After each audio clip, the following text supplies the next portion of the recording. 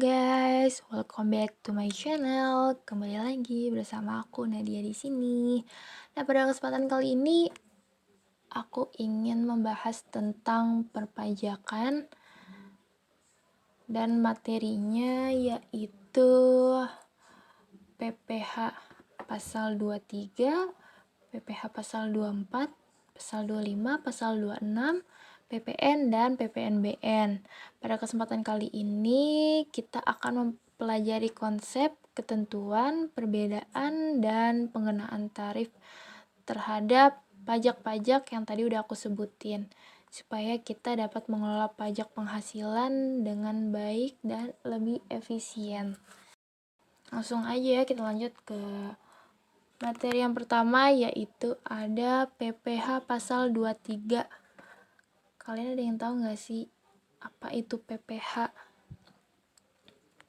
Nah, PPh yaitu panjangan dari pajak penghasilan. PPh pasal 23 atau PPh 23 itu sendiri merupakan pajak atas pembayaran kepada pihak dalam negeri, baik berupa jasa, penghasilan dari sewa, royalti, dan penghasilan lainnya. Nah, pihak yang melakukan pemotongan atau dalam kata lain, pihak yang memberikan penghasilan berupa pembelian atau penerimaan jasa. Jadi, orang yang memotong adalah orang yang memberikan penghasilan tersebut. Dan dia pula yang akan melaporkan dan menyetorkan PPh tersebut kepada kantor pajak sebelum batas waktu yang sudah ditetapkan. Ini juga ada objek pajak PPh 23. Objek pajak PPh 23 telah ditambahkan oleh pemerintah hingga menjadi 26 jenis jasa lainnya seperti yang sudah tercantum dalam PMK nomor 141 garing PMK.03 garing 2015. Salah satunya yaitu jasa penilai, jasa aktuaris, jasa akuntansi, pembukuan, dan estasi laporan keuangan, jasa hukum, jasa arsitektur, jasa perencanaan kota dan arsitektur landscape, dan juga jasa perencanaan atau desain. Nah, di sini juga ada jenis-jenis dan tarif penghasilan yang dikenakan PPh pasal 23. Yang pertama ada penghasilan dividen. PPh 23 dikenakan pada penghasilan dividen yang diterima dari perusahaan. Tarif PPh 23 untuk penghasilan dividen yaitu sebesar 15%. Nah, yang kedua ada penghasilan royalti. Penyanyi terkenal yang memiliki kontrak berbagai pembagian royalti membayar PPh pasal atas penghasilan royalti yang diterimanya, yaitu sebesar 15% untuk royalti. Yang ketiga yaitu penghasilan bunga. Perbankan yang memberikan pinjaman dengan bunga harus melakukan pemotongan PPh 23. Nah, untuk tarif penghasilan bunga itu sendiri yaitu sebesar 20%. Yang keempat, penghasilan jasa. PPh pasal 23 dikenakan pada penghasilan jasa yang diberikan oleh pihak ketiga seperti lemburan dan komisi. Tarif PPh 23 untuk penghasilan jasa dan sewa yaitu sebesar 2%. Nah, di sini juga ada contoh soalnya perhitungan PPh pasal 23. Yang pertama ada Sumaryono, penghasilan yang didapatkan dari dividen sebesar 50 juta. Nah, tarif yang dikenakan pada PPh pasal 23 yaitu sebesar 15%, maka jumlah potongan pajaknya yaitu sebesar 7,5 juta. Itu didapat dari 50 juta dikali 15%. Nah, yang kedua ada Ayu. Ayu menghasilkan penghasilan dari jasa sebesar 20 juta dan dikenakan tarif 5%. Maka jumlah potongan pajaknya adalah 1 juta rupiah. Yang ketiga ada Megabank. Penghasilan bunga sebesar 150 juta dikenakan tarif PPh pasal 23 sebesar 20%. Maka jumlah potongan pajak yang diterimanya sebesar 30 juta rupiah. Apa sih tantangan pelaksanaan dari PPh pasal 23? Yang pertama ada kompleksitas administrasi. PPh pasal 23 memerlukan pemahaman yang mendalam tentang peraturan dan formulir pajak yang rumit. Yang kedua, pengawasan dan kepatuhan. Pemantauan ketat diperlukan untuk memastikan pihak memenuhi kewajiban dan penyetoran tepat waktu. Yang ketiga, ada praktik penghindaran pajak. Tentang dalam upaya penghindaran pajak pihak ketiga yang berpotensi merugikan negara. Selanjutnya ada pajak penghasilan pasal 24 atau PPh 24 yang merupakan pajak yang dibayar atau terutang di luar negeri atas penghasilan dari luar negeri yang diterima atau diperoleh wajib pajak dalam negeri. Boleh dikredit terhadap pajak yang terutang berdasarkan undang-undang ini dalam tahun pajak yang sama, tetapi tidak boleh melebihi perhitungan pajak yang ditentukan berdasarkan aturan undang-undang pajak penghasilan. Nah, subjek yang termaksud dalam PPh 24 adalah wajib pajak dalam negeri yang terutang pajak atas seluruh penghasilan, termaksud penghasilan yang diterima atau diperoleh dari luar negeri. Nah, di sini juga ada pemotongan PPh. Pemotongan dilakukan oleh pemberi penghasilan jika ada penerimaan yang termaksud dalam objek PPh pasal 24, yaitu berupa bunga, royalti, hadiah, dan sewa tanah atau bangunan. Nah, yang ketiga ada pelaporan dan pembayaran. PPh pasal 24 harus dilaporkan dan dibayarkan paling lambat tanggal 20 bulan berikutnya setelah pemotongan dilakukan. Selanjutnya, penghasilan yang dikenakan PPh pasal 24. Yang pertama ada bunga tabungan, yaitu bunga yang diterima dari deposito, tabungan, atau obligasi yang didapatkan dari pihak luar negeri. Yang kedua ada royalti internasional, merupakan penerimaan royalti dari hak cipta, paten, dan lisensi lainnya.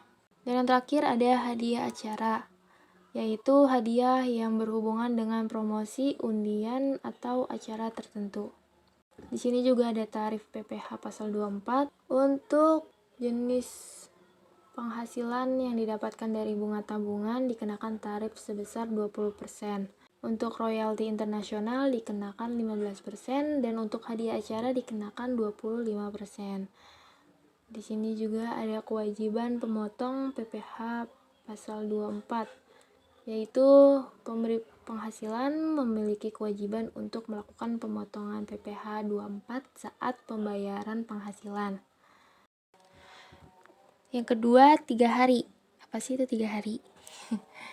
Pemotongan dan penyetoran PPh pasal 24 dilakukan dalam waktu 3 hari setelah penerimaan penghasilan. Lalu pelaporan. Pemberi penghasilan harus melaporkan pemotongan kepada pihak berwenang beserta pemotongan tersebut. Selanjutnya yaitu pajak penghasilan pasal 25 atau PPh 25. PPh 25 merupakan salah satu jenis pajak yang dikenakan terhadap penghasilan yang tidak berupa upah ataupun gaji. Nah, untuk objeknya yaitu meliputi penghasilan lain seperti honorarium dan juga komisi. Untuk subjeknya, subjek PPh 25 adalah pihak yang membayar penghasilan, misalnya seperti sebuah perusahaan atau sebuah lembaga. Untuk pembayaran PPh pasal 25, waktu pembayaran PPh pasal 25 harus dibayarkan oleh pihak yang membayar penghasilan paling lambat pada tanggal 10 setiap bulannya. Kedua, mekanisme pembayaran. Pembayaran PPh 25 dapat dilakukan melalui transfer bank atau petugas pemungut pajak. Yang ketiga, sanksi pembayaran tidak tepat waktu. Jika pembayaran PPh 25 terlambat, akan dikenakan sanksi berupa bunga dan juga denda administrasi. Nah, untuk tarif PPh pasal 25 itu sendiri ditetapkan sebesar 15% dari penghasilan bruto yang diterima oleh pihak yang membayar penghasilan. Untuk pelaporan PPh 25, pihak yang membayar penghasilan wajib melaporkan PPh pasal 25 secara bulanan menggunakan formulir yang telah ditetapkan. Untuk pelaporan tahunan, pihak yang membayar penghasilan juga wajib melaporkan PPh pasal 25 secara tahunan melalui SPT tahunan. Nah, tambahan untuk pembayaran pajak atas penghasilan yang dibayarkan secara angsuran setiap bulannya dengan tujuan untuk meringankan beban wajib pajak yang kesulitan untuk melunasi pajak terutang dalam rentang waktu 1 tahun. Pembayaran ini harus dilakukan secara sendiri dan tidak bisa diwakilkan ya. Dan juga batas waktu pembayaran PPh 25 tersebut yaitu paling lambat tanggal 15 bulan berikutnya dari masa pajak yang akan dibayarkan. Nah, yang terakhir yaitu penyimpanan data. Data dan dokumen terkait pelaporan PPh pasal 25 harus disimpan dengan baik dan dapat diakses kapan saja jika diperlukan. Di sini juga ada ketentuan tambahan. Yang pertama, potongan pasal 22. Jika sudah terkena PPh 22, maka pajak yang harus dibayar melalui PPh 25 dapat dikurangi. Yang kedua, beban pihak yang membayar. PPh 25 merupakan beban pihak yang membayar penghasilan tidak berupa upah atau gaji. Yang ketiga, migrasi ke PPh badan. Jika pihak yang membayar penghasilan berubah status menjadi badan, pajak yang harus dibayarkan menjadi PPh badan. Yang keempat, pendapatan Ditjen Pajak, pendapatan Direktorat Jenderal Pajak, pihak yang membayar penghasilan menyelesaikan sengketa. Lalu selanjutnya yaitu penghasilan pasal 26. Nah, apa sih PPh 26 itu? PPh 26 merupakan atau seringkali dikenal sebagai pajak penghasilan yang dikenakan pada kegiatan usaha tidak berwujud. Itu tuh seperti royalti, sewa, bunga, atau imbalan lainnya yang dibayarkan secara rutin. Penghasilan yang dikenakan yaitu penghasilan yang tidak diterima wajib pajak luar negeri dari Indonesia selain bentuk usaha tetap atau BUT yang ada di Indonesia. Nah, yang tidak termaksud dalam penghasilan yang dikenakan dalam PPh 26 yaitu penghasilan yang diperoleh dari kegiatan usaha tak berwujud akan dikenai PPh pasal 26 dan menjadi bagian dari penghasilan tidak kena pajak. Nah, selanjutnya penerapan dengan bunga atau royalti. PPh 26 berhubungan erat dengan penghasilan yang diperoleh dari bunga atau royalti menjadi objek pajak yang dikenakan dalam pasal 26. Untuk tarifnya sendiri yaitu 30% dikenakan untuk pembayaran bunga. Contohnya yaitu bunga dari deposito, tabungan, atau produk keuangan lainnya yang tergolong sebagai penghasilan pajak 26. Selanjutnya 2% sampai 20% dikenakan untuk pembayaran royalti dan hak cipta. Jika penghasilan didapatkan dari pembayaran royalti atau penghasilan dari hak kekayaan intelektual, penghasilan tersebut juga tergolong PPh pasal 26. Selanjutnya 10% dikenakan untuk pembayaran dari sewa. Penghasilan dari penyewaan gedung atau tanah tergolong sebagai penghasilan pasal 26. Nah, selanjutnya yaitu cara penghitungan PPh 26. Yang pertama, hitung bruto. yaitu hitunglah jumlah bruto dari penghasilan yang didapatkan. Pembayaran ini belum dikurangi dengan biaya-biaya apapun. Yang kedua, dikurangi biaya operasional dari bruto, termaksud kantor dan gaji karyawan, asuransi, dan lainnya. Setelah dikurangi biaya operasional, maka hitung jumlah penghasilan kena pajak dan terapkan tarif PH 26 yang berlaku. Nah, di sini juga ada contoh kasus dalam penerapan PPh 26. Yang pertama itu kasus bunga bank. Seorang karyawan mendapatkan bunga dari tabungan sebesar 6 juta rupiah dalam 1 tahun yang mendapatkan potongan pajak PPh 26 sebesar 30%. Nah, di sini langsung aja kita kalikan ya, 6 juta rupiah dikali 30%, maka terkena pajak sebesar 1,8 juta rupiah.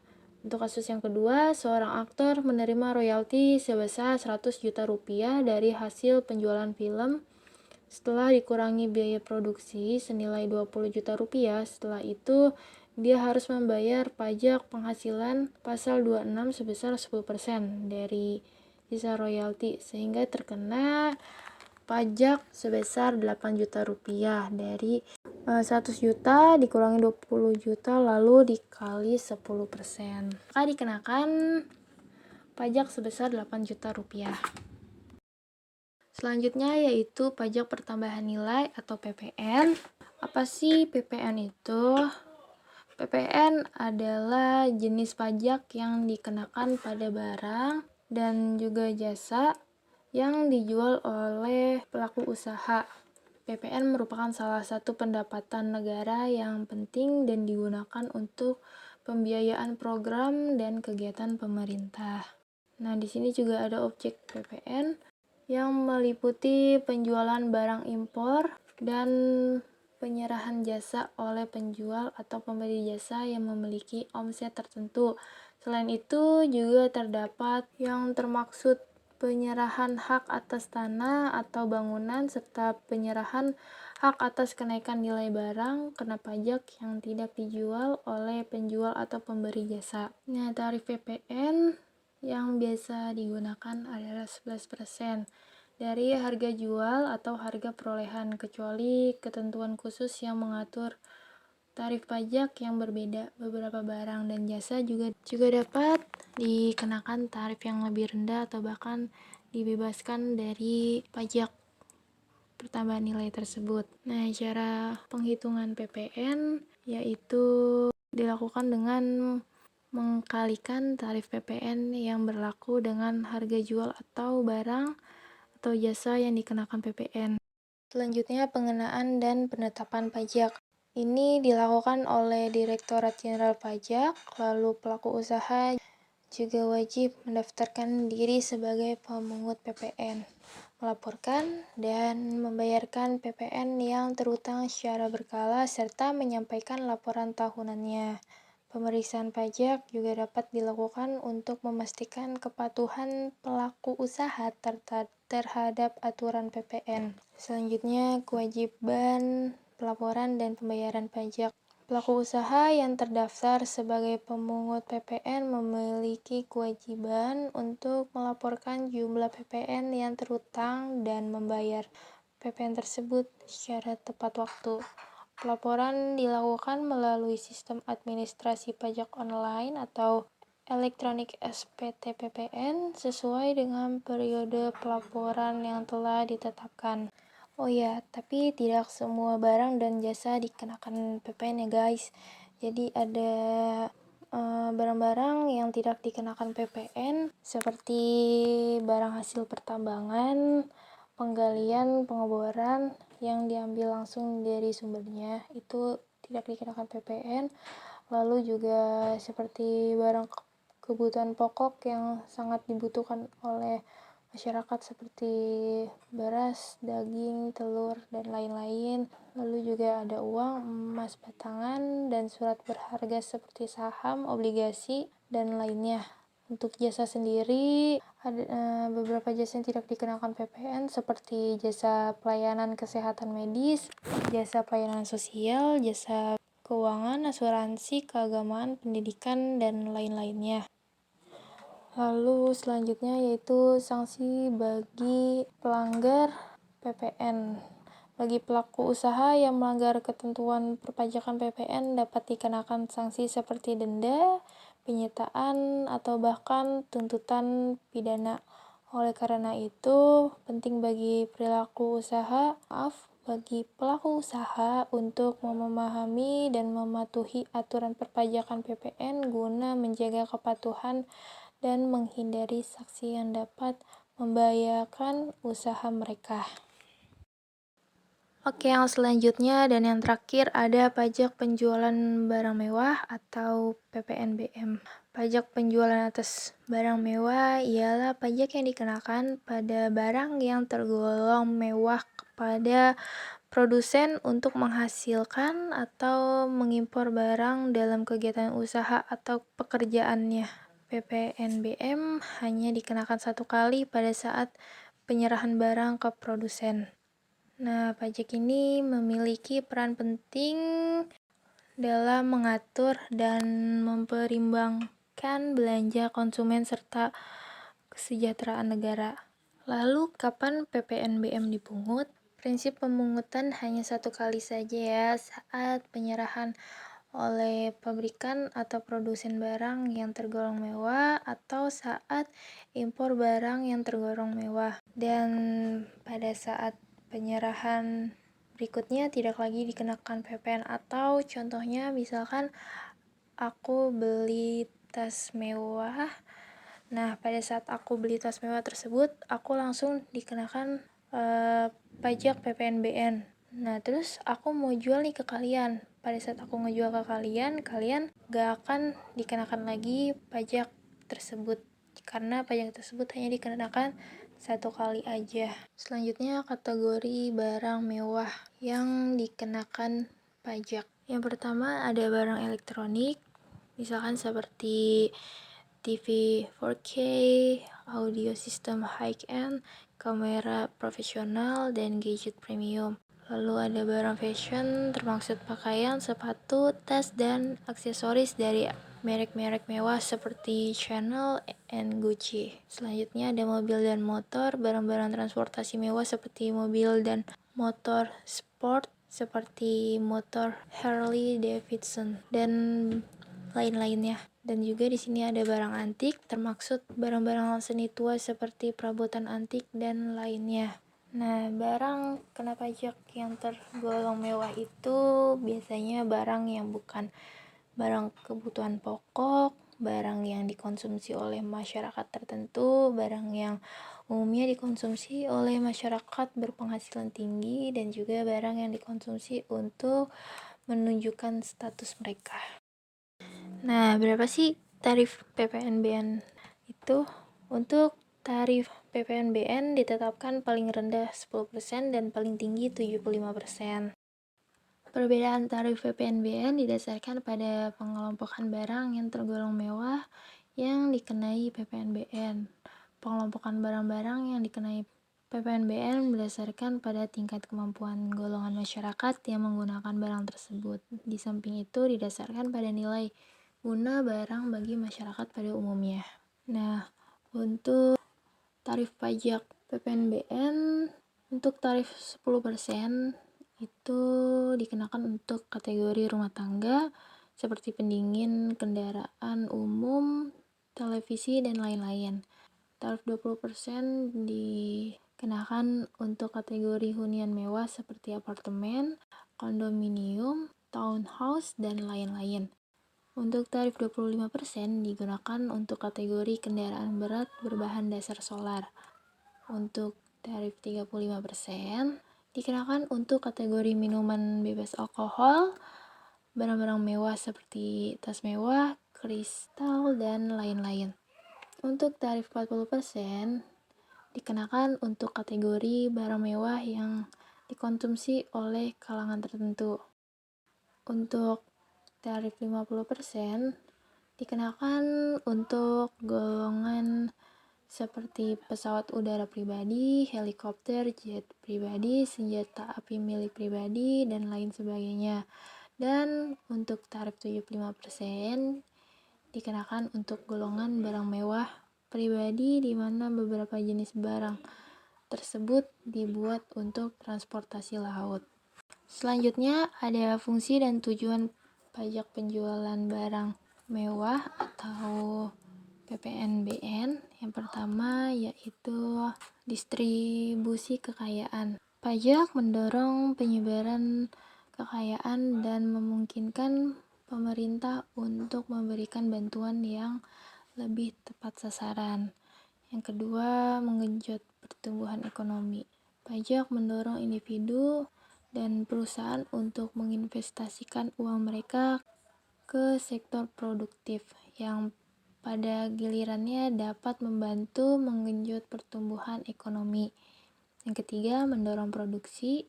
Barang mewah impor yang dikenakan pajak lebih mahal sehingga mempengaruhi kecenderungan konsumen untuk membeli bahan atau barang lokal. Selanjutnya, pembebasan dan insentif pajak untuk barang-barang mewah. Yang pertama, pembebasan pajak.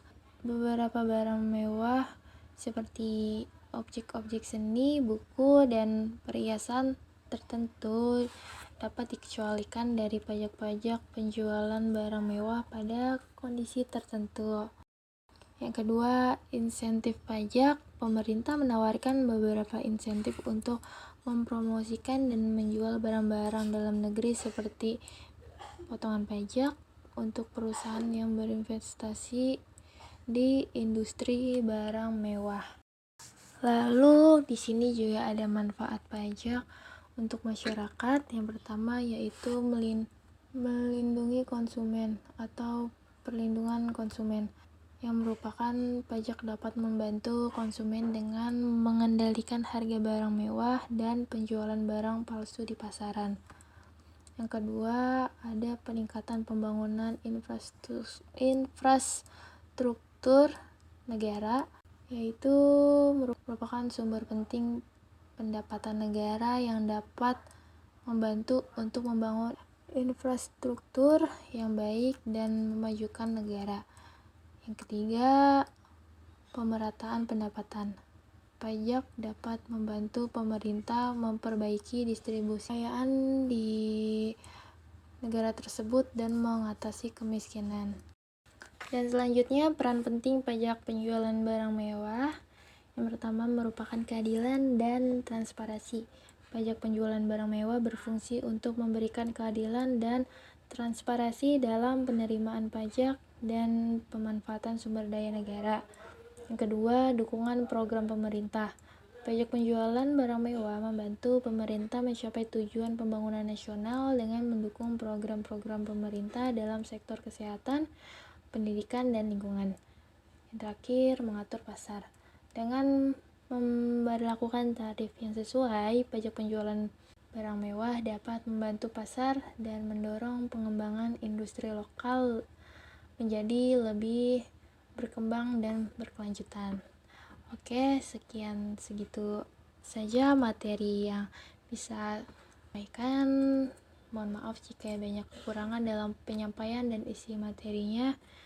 Terima kasih banyak buat teman-teman yang sudah menonton dan menyimak materi ini sampai habis. Kurang lebihnya mohon maaf. Wassalamualaikum warahmatullahi wabarakatuh. Sampai bertemu di video aku selanjutnya.